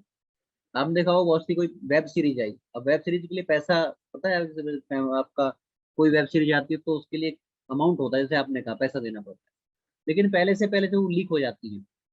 तो ये सब क्या है, लूप होल्स हैं, ये सब लूप होल्स हैं, ठीक है। हाँ जी, क्रिमिनल ऑफेंस में आ जाता है ये, ठीक है। चलिए, ये अपराध है, अपराध की कैटेगरी में आ जाता है ये। तो ये चीज चल रही है, उसका कारण है कि अब थोड़ा सा कुछ कमियां हैं, जैसे जैसे चीजें हमारी इंप्रूव होंगी हम इन पर भी काम कर पाएंगे। चलिए तो वापस आते हैं अपना 69A की तरफ। यहाँ पर मैंने आपको बताया था पबजी जो है बीच में बैन हो गया, ठीक है जी। तो ये किसके तहत, धारा 69A के तहत, धारा 69A के तहत।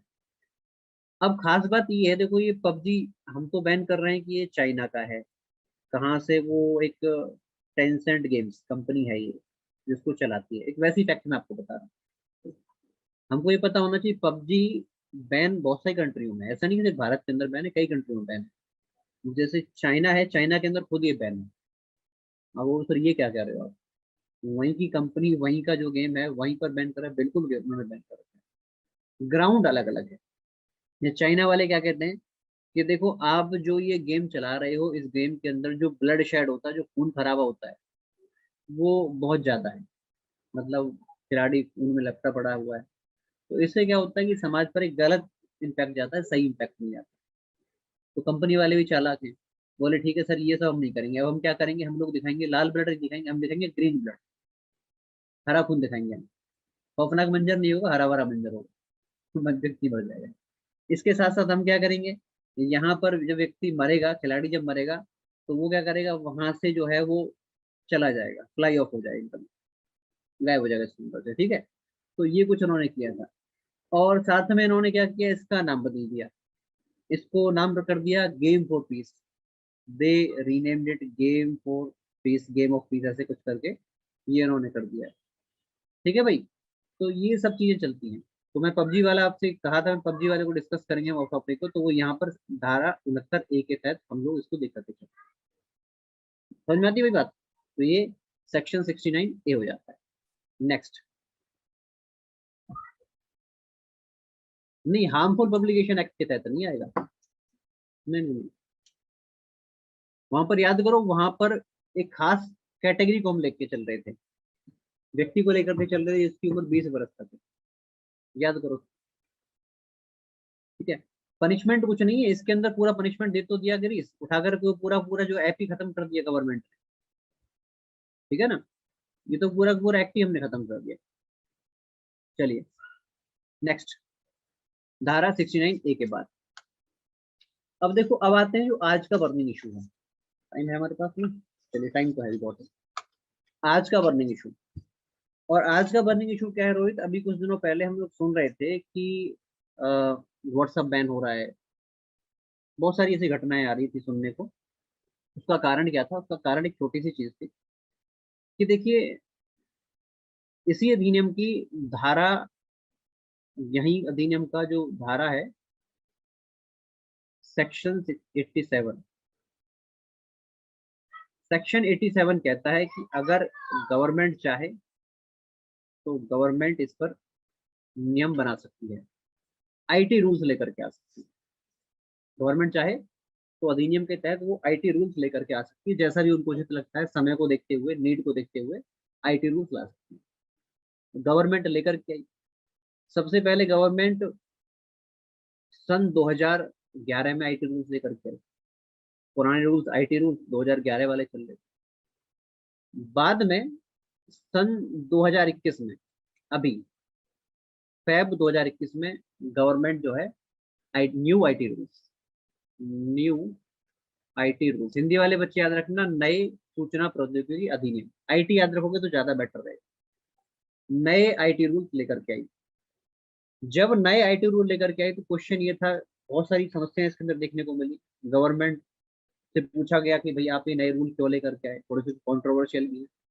तो गवर्नमेंट ने कहा देखो, आज के टाइम पर, आज के टाइम पर जो हमारा डिजिटल इंडिया है, अब ये डिजिटल इंडिया पहले जैसा नहीं है कि कुछ 1,000 यूजर हैं, कुछ 1 लाख यूजर हैं। इसका जब आप ड्राफ्ट पढ़ोगे अधिनियम का, ये जो नए रूल आए हैं, अगर इसका आप ड्राफ्ट पढ़ोगे तो वहां पर गवर्नमेंट ने डेटा भी दिया है। गवर्नमेंट कहती है कि जो नया डिजिटल इंडिया है, यहाँ पर जो हमारा भारतीय व्यक्ति है, जो भारत के अंदर रहने वाले व्यक्ति हैं, उसकी जो एक्सेस है, कहाँ पर, इंटरनेट पर बहुत अच्छी खासी एक्सेस है। पहले तो हर बहुत कम लोगों के पास स्मार्टफोन थे, आज के टाइम हर किसी के पास स्मार्टफोन होता है। तो बोले इंटरनेट तक एक्सेस बहुत अच्छे से है। और फिर उन्होंने एक डेटा दिया कि भारत के अंदर जो व्हाट्सएप यूजर्स हैं, उन्होंने कहा कि 53 करोड़ लोग, ये गवर्नमेंट का डेटा मेरा नहीं है भाई, गवर्नमेंट कहती है कि 53 करोड़ लोग, लगभग 53 करोड़ लोग व्हाट्सएप यूज करते हैं। यूट्यूब की बात करें तो 44.8 करोड़ लोग यूट्यूब इस्तेमाल करते हैं। एफबी की बात करें तो 41 करोड़ लोग एफबी इस्तेमाल करते हैं। इंस्टा की बात करें तो 21 करोड़ के आसपास इंस्टा इस्तेमाल करते हैं। और बाकी ट्विटर की बात करें तो ट्विटर के लगभग 2.25 करोड़ लोग ऐसे हैं जो ट्विटर यूज करते हैं। बाकी बहुत सारे हैं, टेलीग्राम एक्सेट्रा एक्सेट्रा। गवर्नमेंट ने कुछ ऐसा डेटा दिया। गवर्नमेंट क्या कह रही है, गवर्नमेंट ये कह रही है कि देखो, हमारा जो डिजिटल डिजिटल इंडिया है वो पहले जैसा नहीं है, बहुत वाइड लेवल पर, बड़े पैमाने पर हम लोग इंटरनेट का इस्तेमाल करेंगे। हाँ जी, हाँ मनु बहुत सही कह रहे हो आप। चलिए, तो ये बहुत बड़े लेवल पर हम लोग इसका इस्तेमाल करते हैं। अब ये तो कोई गलत बात नहीं है। दिक्कत कहाँ आ जाती है, सरकार ये कहती है देखो, दिक्कत तब आती है जब यहाँ पर कोई फेक न्यूज चलती है, लेना देना कुछ नहीं, फेक न्यूज बनाई और उसको सर्कुलेट कर दिया। और इस फेक न्यूज की वजह से कुछ जो मिस्क्रिएंट टाइप के लोग हैं, यानी कि जो एंटी सोशल एंटी सोशल, असामाजिक, और एंटी नेशनल। वैसे एंटी नेशनल बड़ा भारी शब्द मैं कह रहा हूँ, लेकिन फिर भी जिम्मेदारी के साथ कह रहा हूँ, जो सरकार कह रही है वही मैं कह रहा हूँ। फेक न्यूज चलाई, और फेक न्यूज के दम पर एंटी सोशल, एंटी नेशनल, इस प्रकार के जो तत्व होते हैं वो देश के अंदर गलत प्रकार का एनवायरनमेंट खड़ा करते हैं। और कई बार कम्युनल हार्मनी जो होती है, यानी कि समाज के अंदर जो आपस में वर्ग इकट्ठे होकर के रहते हैं, उनके अंदर दंगा फसाद लड़ाई झगड़ा देखने को मिलता है। जैसे कि भारत के अंदर आप बात करें, चाहे केरला के दंगे हो, चाहे दिल्ली के अंदर रिसेंट में 2019 के दंगे हो, तो बहुत सारी घटनाएं देखने को भारत के अंदर मिलती हैं। अब ये मैं नहीं कहूंगा कि कौन करता है, ठीक है भाई। तो इस प्रकार की चीजें देखने को मिलती हैं। कुछ लोग करेंगे सर गवर्नमेंट भी करती है, ठीक है। तो that is something different, I can not comment upon that. हम लोग गवर्नमेंट को ऐसे ब्लेम नहीं कर सकते, ठीक है। ठीक है, we can not blame the government because we live in a democratic country, और वो हमारे रिप्रेजेंटेटिव हैं, याद रखना इस बात। तो अनटिल अनलेस हमारे पास कोई खास सबूत नहीं है, तो we can not raise that. और आजकल माहौल थोड़ा दूसरा चलता है भाई, ठीक है। हाँ, बाबाओं का माहौल है, ठीक है। तो यहाँ पर मैं आपसे कह रहा था कि इस प्रकार की फेक न्यूज हो गई, जिसकी वजह से एंटी सोशल, एंटी नेशनल जो एलिमेंट होते हैं, वो खराब स्थिति उत्पन्न करते हैं, और वहां पर बहुत सारी समस्याएं देश को देखने को मिलती है। गवर्नमेंट ने ये बात की, सरकार ने ये बात कही, सरकार कह रही है, ऐसा मैं नहीं कह रहा। इसके साथ साथ एक सरकार ने एक केस का यहाँ पर जिक्र किया, प्रज्वला केस 2018। प्रज्वला केस 2018, चानू शर्मा,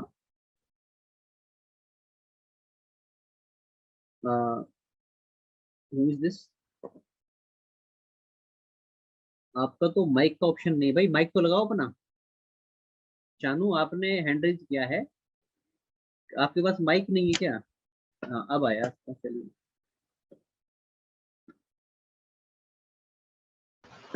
बताओ हमको। Hello sir, good morning first of all. Good morning, good morning. Sir मेरा क्वेश्चन ये है ना, हमने पूरा आईटी एक्ट पढ़ लिया, एवरीथिंग इज ओके, बट यहाँ पर हमने we have not you have not mention about privacy, right? कि प्रिवेसी का जो इशू है आईटी एक्ट में। और दूसरा जो अभी आप डिस्कस कर रहे हो, जैसे लाइक जो गवर्नमेंट ने बोला ट्विटर को, you know you have to have a grievance officer and other sort of stuffs. तो इसमें भी तो प्रिवेसी का इशू था कि फेसबुक से डेटा लीक हो रहा था एंड ट्विटर से भी हो रहा अभी था। तो मैं इस पर आऊंगा ना, अभी तो मैंने आपको बताया नहीं कि नया नॉर्म्स क्या है अंकुश। अभी तो मैं बता रहा हूँ गवर्नमेंट क्यों लेकर के आई। जो न्यू नॉर्म्स हैं, जो गवर्नमेंट कह रही है, वो मैं अभी बताऊंगा आपको, क्या इश्यूज के ऊपर, प्रॉब्लम्स क्या क्या हैं। ओके, तो सर जैसे अगर मेरा डेटा ब्रीच होगा, तो उसमें सपोज अ थर्ड पार्टी और उसने मेरा डेटा ब्रीच किया है। अभी अभी आपको इसका उत्तर मिल जाएगा, you will get the answer in due course. Okay, all right, thank you so much.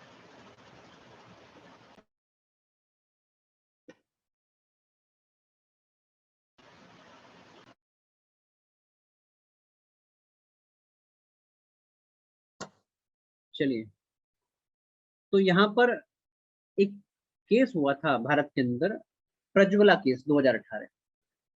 और इस केस के अंतर्गत हमारे सुप्रीम कोर्ट ने ये कहा था गवर्नमेंट से, देखिए बहुत सारा मटेरियल ऐसा है जो, सेकंड, वेट वेट वेट, कोई हैंड तो रेज नहीं करा, ठीक है। बहुत सारा मटेरियल यहाँ पर सुप्रीम कोर्ट कहता है कि ऐसा है जो चाइल्ड पोर्नोग्राफी से जुड़ा हुआ है। चाइल्ड पोर्नोग्राफी से बहुत सारा मटेरियल जुड़ा है, साथ में रेप से जुड़ा हुआ मटेरियल भी है, in the form of video, in the form of images, on various sites, ये अवेलेबल है। इसके साथ साथ रेप, गैंग रेप इत्यादि, में ज्यादा लिखना नहीं चाहता, आप समझ जाएंगे इवेंचुअली। तो चाइल्ड पोर्नोग्राफी हो गया, रेप हो गया, इस प्रकार का बहुत सारा डेटा है, ठीक है भाई। तो इस प्रकार का बहुत सारा डेटा है, वो इंटरनेट पर अवेलेबल है। सुप्रीम कोर्ट क्या कहता है? सुप्रीम कोर्ट कहता है कि गवर्नमेंट से, supreme court to government of India, कि आप क्या करें, इस डेटा को एलिमिनेट करें, यानी कि इसको आप खत्म करें, ये डेटा खत्म होना चाहिए। इसके साथ साथ यहाँ पर गवर्नमेंट को ये भी आदेश मिला था कि आप इसके संबंध में क्या कर रहे हैं, पूरे सिनेरियो के संबंध में आप क्या कर रहे हैं। आप एक गाइडलाइन हम आपको देते हैं, एक डेट हम आपको देते हैं, कुछ एक डेट उन्होंने बताई थी कि इस डेट तक आप अपने न्यू फॉर्म जो भी आप रूल लेकर के आना चाहते हैं वो हमको बताइए, यानी कि आप इस पर जो एक्शन लेंगे वो भी हमको बताइए, और एक्शन आपको लेना है, गवर्नमेंट को इसमें इन्होंने कहा। इसके साथ साथ एक केस और था बच्चों, जो यहाँ पर ये जो केस है प्रज्वला केस, इसको ध्यान रख लेना भाई, इसको स्टार लगा लो। कारण क्या है, जो नया आईटी रूल आया है वहां पर गवर्नमेंट ने अपने नोटिफिकेशन में इसको मेंशन किया है। आप जो नोटिफिकेशन पढ़ेंगे, न्यू आईटी रूल जब पढ़ेंगे, तो वहां पर उसके अंदर ये जो केस है गवर्नमेंट ने मेंशन किया। जब गवर्नमेंट ने मेंशन किया इट मीन्स कि ये बहुत ही इंपॉर्टेंट हो जाता है, नॉट ओनली फॉर यूपीएसआई, जो बच्चे आगे यूपीएससी देंगे, अपना पीएससी की भी तैयारी कर रहे होंगे, तो वहां पर ये बड़ा इंपॉर्टेंट हो जाता है प्रज्वला केस। ठीक है भाई, तो ये गवर्नमेंट ने कोट किया है। इसके अलावा एक और इससे मिलता जुलता केस है, तो वो मैं आपको बता देता हूँ। यहाँ पर एक केस आया था तहसीन एस पूनावाला केस, तहसीन एस पूनावाला केस। तहसीन एस पूनावाला जो केस है, यहाँ पर जुडिशरी कहती है, यहाँ पर न्यायपालिका कहती है कि बहुत सारा मटेरियल सोशल मीडिया पर ऐसा है, सोशल मीडिया पर बहुत सा मटेरियल ऐसा है, बहुत सा सामग्री ऐसी है जो किसी ना किसी प्रकार से भड़काऊ है, गलत है ना, भड़काऊ है, गलत है, इरेशनल है।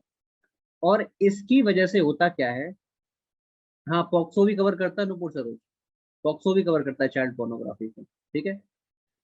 लेकिन यहाँ पर आईटी से जुड़ा हुआ एक फैक्टर एस्पेक्ट, तो इसलिए हम उसको डिस्कस कर रहे हैं।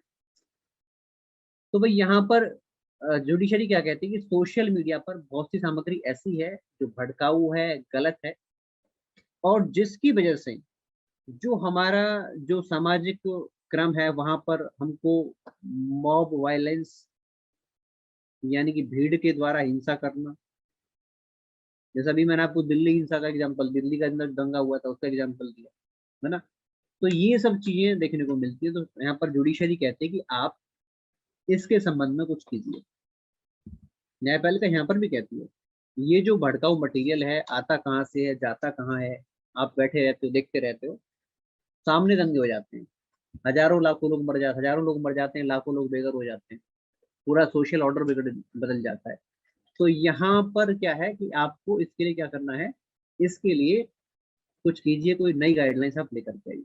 यहाँ पर भी सुप्रीम कोर्ट कहता है, और पुनः प्रज्वला केस के अंदर भी कहता है, दोनों केस के अंदर कहता है, ठीक है ना। तो इसके बाद जब प्रज्वला केस आया, इसके बाद गवर्नमेंट ने एक कमेटी भी सेटअप की थी राज्यसभा के अंदर। उसने भी कहा था कि ये पोर्नोग्राफी मटेरियल हटा दो। तो पोर्न आपने देखा था बीच में कि वो पोर्न मटेरियल जो बिल्कुल गायब कर दिया था एकदम। आज के टाइम पर वो कैसे ओपन हो रहा है वो मैं देखूंगा इस बार, कि मतलब गवर्नमेंट ने इसकी कोई रिलैक्सेशन दी है क्या। आज के टाइम पर अवेलेबल है, पर बीच में बिल्कुल बंद कर दिया था, ठीक है। तो ये प्रज्वला केस और तहसीन पूनावाला केस के संबंध में। इसके साथ साथ यहाँ पर गवर्नमेंट अब क्या करती है, ये तो गवर्नमेंट ने दिया कारण कि देखो हम क्यों लेकर के आए, आप समझ रहे हैं, ये कारण दिया गवर्नमेंट ने कि हम नए आईटी रूल क्यों लेकर के आए। पहला कारण क्या दिया है कि जो हमारा जो डिजिटल इंडिया है वो पैन डिजिटल इंडिया है। पैन डिजिटल इंडिया का मतलब सबके पास इंटरनेट का एक्सेस है, और यहाँ पर इतने इतने यूजर उन्होंने डेटा दे दिया उठाकर। जी, मनु करदम कह रहे हैं कि सर 18 प्लस पूछता है, हाँ बिल्कुल सही है। यहाँ पर ये क्लॉज दी गई है, अभी आएंगे इस पर भी, चलो बाद में डिस्कस करते हैं। दूसरा यहाँ पर कारण दिया है कि fake news, anti social activities, anti national activities यहाँ पर देखने को मिलती है बाय दीज मैसेज। और साथ में ये प्रज्वला केस को कोट करके कहा देखो यहाँ पर जुडिशरी ने भी हमसे कहा कि हम नए आईटी रूल लेकर के आए। अब गवर्नमेंट क्या करती है, नए आईटी रूल लेकर के आती है। अब जब गवर्नमेंट नए आईटी रूल लेकर के आती है, तो यहाँ पर अंकुश पाठक क्या करते हैं, ये नए आईटी रूल में यहाँ पर गवर्नमेंट करती है कि जो सोशल मीडिया प्लेटफॉर्म है, ये जो सोशल मीडिया प्लेटफॉर्म है, अब ये इंग्लिश हिंदी दोनों में ऐसी चलेगा भाई, सोशल मीडिया को सोशल मीडिया ही कहेंगे। तो ये जो सोशल मीडिया प्लेटफॉर्म है, गवर्नमेंट क्या करती है, इसको डिवाइड करती है दो भागों में, दो भागों में। पहला पहला कहती है कि जो पहली कैटेगरी होगी उसको हम कहेंगे क्या, सोशल मीडिया इंटरमीडियरीज। पहले जो कैटेगरी है उसको गवर्नमेंट क्या कहती है कि हम कहेंगे इसको सोशल मीडिया इंटरमीडियरीज। और दूसरी जो होगी उसको हम कहेंगे सिग्निफिकेंट सोशल मीडिया इंटरमीडियरीज। पहले सुन लो, सोशल मीडिया प्लेटफॉर्म या इंटरमीडियरी का क्या मतलब है। अभी जो मैंने आपको एग्जांपल दिया था, व्हाट्सएप, इंस्टाग्राम, टेलीग्राम, व्हाटएवर जो भी हम देख रहे थे, ये सब क्या है, social media intermediary. New IT rule में गवर्नमेंट इसको दो पार्टों में बांटती है।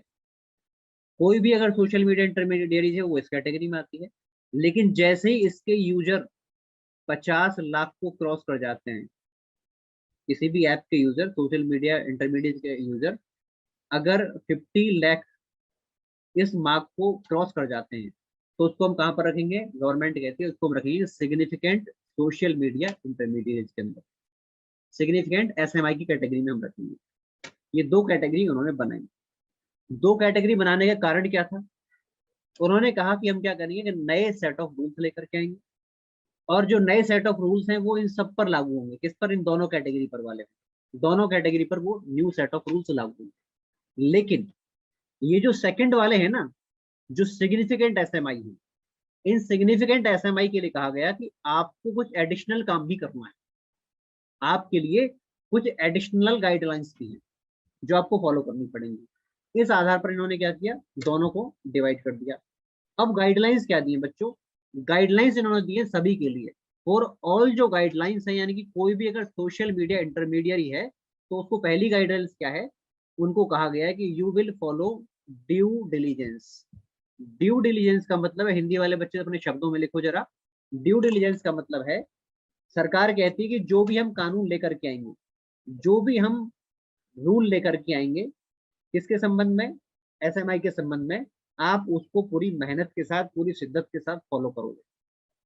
पहला रूल क्या है, ड्यू डिलीजेंस। ड्यू डिलीजेंस का मतलब क्या है बच्चों, इसका मतलब ये है कि जब भी सरकार एसएमआई के संबंध में कोई नियम लेकर के आएगी, कोई कानून लेकर के आएगी, तो हर कंपनी उसको फॉलो करेगी, चाहे वो फेसबुक है, चाहे वो आपका इंस्टा है, चाहे पर वो कोई और कंपनी है, चाहे वो टेलीग्राम ही क्यों ना हो, ठीक है ना, हर कोई इसको फॉलो करेगा। तो ड्यू डिलीजेंस इसका पहला प्रिंसिपल उन्होंने दिया। दूसरा इन्होंने कहा, जो सबसे इंपॉर्टेंट है, इन्होंने कहा कि आपको ग्रीवेंस रिड्रेसल मैकेनिज्म लेकर के आना है। ग्रीवेंस रिड्रेसल मैकेनिज्म, यानी कि हिंदी वाले बच्चे लिखो, शिकायत निवारण व्यवस्था आप लेकर के आएंगे। इसका मतलब क्या, सर लिख लीजिए, दूसरा क्या है, शिकायत निवारण व्यवस्था ले बनाएंगे, यानी कि ग्रीवेंस रिड्रेसल मैकेनिज्म बनाएंगे। इसका मतलब क्या है बच्चों, इसका मतलब है, ध्यान सुनिएगा, कोई यूजर है, जैसे हमको उसने कहा कि सर मेरा डेटा किसी ने लीक कर दिया, या फिर किसी व्यक्ति का, मान लीजिए कि मेरा फोटो लगा, आपका किसी का फोटो लेकर के किसी थर्ड व्यक्ति ने आईडी बना दी, और आईडी बना करके वो आपका काम कर रहा है, या आपको लगता है मेरा जो डेटा है वो लीक हो गया कहीं ना इसी तरीके से on the part of app की तरफ से, कंपनी की तरफ से। तो यहाँ पर जो यूजर्स हैं, जो उपयोग करने वाले हैं इस ऐप को, दे कैन कंप्लेन, वो कंप्लेंट करें और कंप्लेंट को रिजॉल्व किया जाए। ये कहा गया है किसमें, सेकंड रूल में। ये सबको फॉलो करना है, चाहे वो छोटा एसएमआई है, चाहे बड़ा एसएमआई है। तीसरा यहाँ पर कहा गया है, तीसरा इनसे कहा गया है कि आपको जो अपने ग्राहक हैं, जो आपके यूजर्स हैं, उनकी सेफ्टी का भी ध्यान रखना है, सेफ्टी का भी और डिग्निटी का भी। सेफ्टी का मतलब समझ रहे हैं कि किसी प्रकार का कोई डेटा उनका लीक ना हो जाए, उनकी सुरक्षा का आपको ध्यान रखना है, ठीक है, और उनका डिग्निटी यानी कि आत्मसम्मान का भी ध्यान रखना है। बात समझ में आ रही है, यानी कि आपके ऐप से ऐसा ना हो कि आपकी ऐप के थ्रू उनका मोबाइल हैक हो जाए और वहां से कोई डेटा, उनका प्राइवेट डेटा वो निकल करके आ जाए। तो वो तीसरा पॉइंट दिया कि सेफ्टी का भी ध्यान रखना है और साथ में डिग्निटी का भी, आत्मसम्मान का भी ध्यान रखना है। इसके साथ साथ और क्या कहता है, इंपॉर्टेंट पॉइंट, जब भी आप आप मतलब कंपनी से क्या कहा गया है कि आपका यूजर अगर आपके पास आता है तो आप उससे क्या करेंगे, उससे वॉलंटरी वेरिफिकेशन की बात करेंगे, कंपलसरी नहीं। वॉलंटरी वेरिफिकेशन, जैसे कि आपने कोई व्हाट्सएप अकाउंट बनाया, तो व्हाट्सएप बिना नंबर के नहीं होता है। खैर बहुत सी ऐप ऐसी चलती है इंटरनेट पर जिसमें किसी आईडी की आवश्यकता नहीं पड़ती है, यू नो इट। तो ये कहता है कि जब भी कोई आपके पास आया तो आप क्या करेंगे, उसका वेरिफिकेशन करवाएंगे वॉलंटरी बेसिस पर, यानी कि स्वेच्छा पर। अगर यूजर यूज करना चाहता है तो आप उससे पूछेंगे कि आप अपने आप को रजिस्टर करना चाहते हैं, वेरिफिकेशन चाहते हैं, तो वेरिफिकेशन जिस भी थ्रू से हो सकता है, मोबाइल नंबर या किसी भी तरीके से आप वेरीफाई करवाइए उससे। और वेरीफाई होने के बाद वहां पर जो वेरिफिकेशन का साइन है, वेरिफिकेशन का साइन, जो वेरीफाइड अकाउंट होगा उसके ऊपर वेरिफिकेशन का साइन भी आता है। वेरिफिकेशन साइन क्या होता है, जैसे कोई ब्लू टिक मार्क आ गया, ट्विटर वगैरह पे आपने देखा हो ब्लू टिक मार्क है ना, इंस्टा पर भी आपने देखा होगा। तो टिक मार्क के थ्रू आप बताएंगे this account is blue tick, तो दिस अकाउंट इज वेरीफाइड। तो जो वेरीफाइड अकाउंट है उनके लिए वेरिफिकेशन का साइन देना पड़ेगा। ये चौथा पॉइंट, चौथा रूल इनके लिए दिया गया। उसके बाद है नेक्स्ट, कहता है जो बड़ा ही कंट्रोवर्शियल है, ये कंट्रोवर्शियल है, ध्यान सुनेगा। हाँ वो हो गया था, वो हो जाती चीजें। नेक्स्ट है यहाँ पर क्या कहता है, नेक्स्ट कहता है कि जो अनलॉफुल अनलॉफुल इंफॉर्मेशन है, जो गैर कानूनी सूचना है, उसको आप क्या करेंगे, आप उसको क्या करेंगे, कंपनी उसको रिमूव करेगी, उसको हटा देगी। जो अनलॉफुल इंफॉर्मेशन है उसको कंपनी हटा देगी, रिमूव कर देगी। अब कौन सी इंफॉर्मेशन अनलॉफुल है भाई, ये कैसे पता लगेगा? तो यहाँ पर कहती है गवर्नमेंट आपको बताएगी, गवर्नमेंट की एजेंसी आपको बताएंगी, यानी कि ऐप को गवर्नमेंट की एजेंसी बताएंगी कि कौन सी इंफॉर्मेशन अनलॉफुल है। तो उस अनलॉफुल इंफॉर्मेशन को, जो गैर कानूनी सूचना है, उसको वहां से रिमूव करना पड़ेगा, उसको वहां से हटाना पड़ेगा। ठीक है। और इसके बाद इन्होंने एक बात और कही थी कि ये जब फेब में ये आया था नोटिफिकेशन, तो यहाँ पर ये कहा गया था आने वाले 3 महीने तक आपको पूरी तैयारी कर लेनी है और उसके बाद ये लागू हो जाएगा। ये 5-6 गाइडलाइंस जो है सभी के लिए थी, फॉर ऑल। लेकिन जो मैंने कहा था ना अभी आपसे, यहाँ पर 2 कैटेगरी बनाई थी, है ना, एक नॉर्मल एसएमआई और दूसरा सिग्निफिकेंट। सिग्निफिकेंट में किसको रखा था, सिग्निफिकेंट में उनको रखा था जिनके यूजर 50 लाख से ज्यादा हैं। तो जिनके यूजर 50 लाख से ज्यादा है, यानी कि जो सिग्निफिकेंट एसएमआई हैं, उन सिग्निफिकेंट एसएमआई के लिए यहाँ पर कुछ और भी गाइडलाइंस थी। और वो क्या गाइडलाइंस थी बच्चों, यहाँ पर क्या गाइडलाइंस दी? उन्होंने कहा सबसे इंपॉर्टेंट, आप देखिए 4-5 गाइडलाइंस हैं। उन्होंने कहा कि आपको कुछ अपॉइंटमेंट करनी है, आपको कुछ अपॉइंटमेंट अपनी कंपनी के अंदर करनी है। जैसे कि सबसे पहली अपॉइंटमेंट होगी चीफ कंप्लायंस ऑफिसर। ये चीफ कंप्लायंस ऑफिसर क्या होगा, ये चीफ, एक सेकंड रीता, फिर टाइम नहीं बचेगा, मैं थोड़ा सा कल की क्लास जब स्टार्ट होगी तो वहां पर कर दूंगा, थोड़ा सा अब यहाँ पर आ जाए एक बार, सिग्निफिकेंट एसएमएल, या फिर रिकॉल कर देता हूँ, फिर हम नेक्स्ट क्लास में स्टार्ट करेंगे क्योंकि हो भी नहीं पाएगा। ठीक है, थोड़ा सा जो अब तक हमने किया उसको एक बार रिकॉल कर लेते हैं क्योंकि समय नहीं बचेगा, अभी मुझे चाहिएगा इसके लिए कम से कम आधा घंटा। चलिए देख लीजिए। तो मैं आपसे कह रहा था बच्चों, कुछ बच्चे कह रहे हैं कि हमसे रिपीट कर दो, लेट मी रिकॉल दैट। तो मैं यहाँ पर आपसे कह रहा था कि धारा 87 सेक्शन 87 के तहत गवर्नमेंट चाहे तो आईटी रूल्स लेकर के आ सकती है। 2011 में लेकर के आई, बाद में जरूरत पड़ी तो 2021 में हमने इसको चेंज किया, फरवरी में अभी हम नए आईटी रूल्स लेकर के आए। सरकार क्या कहती है, हमको नए आईटी रूल लाने पड़े, क्यों लाने पड़े? क्योंकि हमारा जो प्रोग्राम है, जो डिजिटल इंडिया है, वो पैन डिजिटल इंडिया बन गया है। इसका मतलब क्या है कि लगभग देश के हर व्यक्ति के पास इंटरनेट एक्सेस है, और वहां पर सरकार ने अपना डेटा दिया कि देखो इतने इतने लोग यूज कर रहे हैं। दूसरा इन्होंने कहा कि यहाँ पर सोशल मीडिया पर fake news, anti social activities, anti national activities चलती रहती हैं, तो इसलिए भी हमको ये लेकर के आना पड़ा। और तीसरा, यहाँ पर सरकार कहती है कि देखो सुप्रीम कोर्ट ने भी कहा है, प्रज्वला केस में सुप्रीम कोर्ट ने कहा था कि चाइल्ड पोर्नोग्राफी है, रेप है, गैंग रेप है, इससे जुड़ा हुआ जो डेटा है वो आपको तुरंत हटाना है और हटा करके नई गाइडलाइंस लेकर के आनी है ताकि ये डेटा इंटरनेट पर ना बचे। तो आपको नई गाइडलाइंस लेकर के आनी है, तो इसलिए भी हम नई गाइडलाइन लेकर के आए। फिर यहाँ पर एक मैंने आपको बता दिया अपनी तरफ से, तहसीन पूना वाला केस में भी सुप्रीम कोर्ट ने ऐसा ही कहा था कि सोशल मीडिया पर बहुत सारी ऐसी सामग्री जो भड़का हुआ है, जो गलत है, जिसकी वजह से भीड़ में के अंदर हिंसा, लिंचिंग इत्यादि बहुत सारी कहानियां देखने को मिलती है। तो ये तहसीन पूना वाला केस में कहा। तो गवर्नमेंट ने क्या किया, गवर्नमेंट नई गाइडलाइंस लेकर के आई, और जब नई गाइडलाइंस लेकर के आई तो जितनी भी सोशल मीडिया इंटरमीडियरीज हैं उनको दो भागों में यहाँ पर डिवाइड कर दिया। सबसे पहले बच्चे सोशल मीडिया इंटरमीडियरीज, और दूसरा है सिग्निफिकेंट सोशल मीडिया इंटरमीडियरीज। तो सिग्निफिकेंट का मतलब क्या है, वो ऐप या वो इंटरमीडियरी जिनका जो यूजर है वो 50 लाख से पार कर जाता है।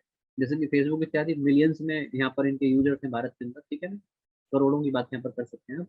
तो यहाँ पर ये क्या है जी, तो यहाँ पर भाई क्या है ये कहानी कि ये बना दिया सिग्निफिकेंट एसएमआई, और ये हो गया सोशल मीडिया, यानी कि ये सिंपल एसएमआई। अब ये क्यों डिवाइड किया गया, ये इसलिए डिवाइड किया गया कि जितने भी सोशल मीडिया प्लेटफॉर्म्स हैं उनको कुछ रूल्स फॉलो करने हैं, और वो रूल्स सब पर लागू होंगे। लेकिन जो सिग्निफिकेंट एसएमआई है, जिनका साइज थोड़ा सा बड़ा है, वो क्या करेंगे, उनके लिए एक्सटर्नल एडिशनल रूल्स हैं, वो एडिशनल रूल्स को भी फॉलो करेंगे। ये यहाँ पर गवर्नमेंट ने अपनी न्यू गाइडलाइंस में कहा।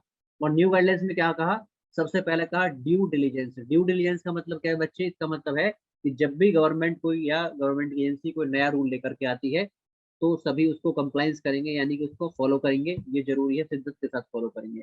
दूसरा है ग्रीवेंस रिड्रेसल मैकेनिज्म, यानी कि अगर यूजर शिकायत करता है तो उसकी शिकायत का सभी को निवारण करना है, ऐसा नहीं कि उसने शिकायत कर दी उसके बाद कोई उस पर एक्शन नहीं हो रहा। तीसरा वाला है सेफ्टी एंड डिग्निटी, यानी कि जो हमारा यूजर है, आपका जो यूजर है, उस ऐप यूजर की सेफ्टी और डिग्निटी का भी ध्यान रखना है। और चौथा वॉलंटरी वेरिफिकेशन। वॉलंटरी वेरिफिकेशन का मतलब है कि अगर यूजर आपकी ऐप पर आता है, एप्लीकेशन पर आता है, आपके प्लेटफॉर्म पर आता है, तो वहां पर आप उससे वॉलंटरीली वेरिफिकेशन के लिए कहेंगे। ये नहीं कंपलसरी, फोर्स नहीं करना उसको, वॉलंटरीली आप यानी कि स्वेच्छा से वो चाहे तो अपने आप को वेरीफाई कर सकता है। और जैसे ही वो वेरीफाई होगा तो आपको यहाँ पर क्या करना पड़ेगा वेरिफिकेशन का साइन करना पड़ेगा, जैसे ब्लू टिक इत्यादि कुछ ना कुछ ऐसा साइन आपको देना पड़ेगा।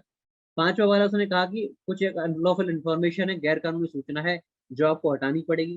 कौन कहेगा, गवर्नमेंट कहेगी, तो आपको हटाना पड़ेगा। उसके बाद सिग्निफिकेंट एसएमआई है, उनके लिए कुछ गाइडलाइंस थी। जैसे पहला मैंने आपको बताया, कुछ एक अपॉइंटमेंट करनी है, जैसे